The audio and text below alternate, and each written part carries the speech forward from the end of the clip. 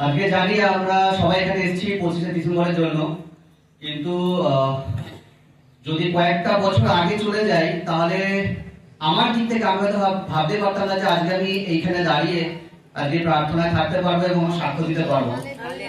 তার কারণ 2018 সালে হট করে আমার এমন একটা রোগ ধরা পড়ে, যেটা হয়তো অনেকেই জানে, প্যানক্রিয়াটাইটিস বলে। এই রোগটা হলে খাওয়া দাওয়া কিছু করা যায় না, এমনকি এমন পেটে পেন শুরু হয় যে মনে হয় পেটের মধ্যে 4-5টা করাত চলছে।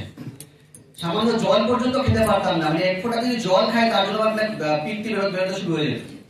তো সেখান থেকে অনেক ডাক্তার দেখিয়েছি, আমি হায়দ্রাবাদেও গেছি, 4 বছরে 2-3 বার হায়দ্রাবাদ যেতাম। কলকাতার এমন কোনো ব্যস্ত ডাক্তার নেই যাকে আমি দেখাইনি, কেউ ধরতে পারতো না। সবাই বলতো যে এটা হয়তো কেন হয় প্যানক্রিয়াস, সেটা বলি। সেটা হচ্ছে যে যারা খুব মাল খায় বা স্মোক করে তাদের হয় এক, আর একটা হচ্ছে যারা খুব রিচ খাবার টাবার খায় তার জন্য। তো আমি এই দুটোর মধ্যে কোনটাই করতাম না। খাওয়া দাওয়া একটুখানি আমার হতো, কারণ বেশি খেতে পারলাম, কিন্তু এরকম না যে রিচ খাবো। আর স্মোক বা ড্রিঙ্ক কোনটাই আমি করি না। কিন্তু তারপরও আমার এই জিনিসটা হয়েছে। ডাক্তার বললো যে হয়তো গলব্লাডার স্টোন থেকে হতে পারে। তো গলব্লাডার স্টোনটাও আমার অপারেশন করা হলো, কিন্তু তারপরেও যেই গেছি একই জিনিস, আবার সেই পেন শুরু হলো। আমি 1 বছরে 18 থেকে 19 বার হসপিটালাইজ হয়েছি। সব থেকে বেশি আমি হসপিটালে ছিলাম 21 দিন।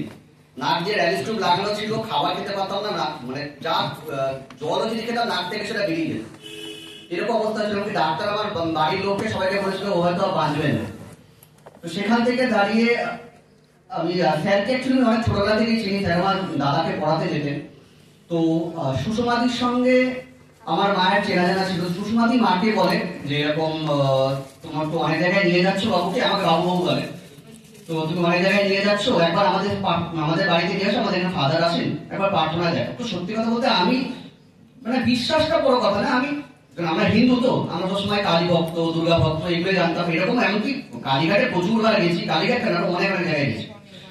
সব জায়গায় যখন যাচ্ছি তাহলে এবার গিয়ে দেখি কি করা যায়। সেখানে আমার থেকে বেশি আমার বউ বেশি টানাটানি করেছিল, চলো একবার। ঠিক আছে, মা ছিল, আমার বউ ছিল, দুজনে আমাকে নিয়ে গেছে। তো এসে আমি স্যারকে দেখি, স্যার তো আমি ছোটবেলা থেকে ছিলেন, স্যার আপনি এখানে? বলে আমি তো ফাদার।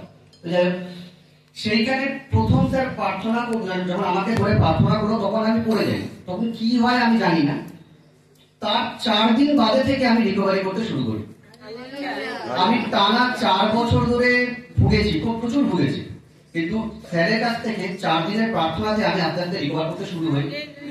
আর এখন আমি লাস্ট মান্থের কথা বলছি, লাস্ট মান্থে আমার বই জোর জবরদস্তি বললো যে চলো একবার টেস্ট করে দেখো কিরকম কি তোমার ইয়ে আছে রিপোর্ট। ঠিক আছে চলো। আমি এখন দেখাচ্ছিলাম IIL সোনার।